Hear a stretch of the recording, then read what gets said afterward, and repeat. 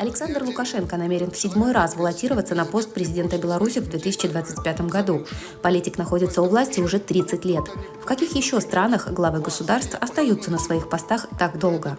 Теодора Обианг Нгема Мбасого правит экваториальной Гвинеей с 1979 года. Самый пожилой действующий глава государства в мире Поль Бия на посту президента Камеруна с 1982 года. Йовери Кагута Мусевини, президент Уганды с 1986 года. Али Хосейни Хаменеи, высший руководитель Ирана с 1989 года.